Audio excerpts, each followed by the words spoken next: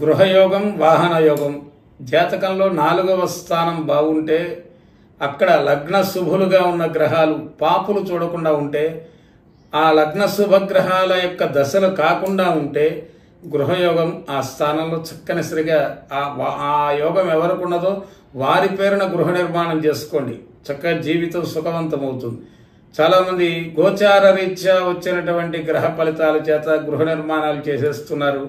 తర్వాత మళ్ళీ ఆ 4వ స్థానానికి పాపగ్రహం రాగానే అంత అందంగా కట్టుకున్న ఇల్లు కూడా అమ్ముకోవలసిన పరిస్థితి ఏర్పడుతుంది.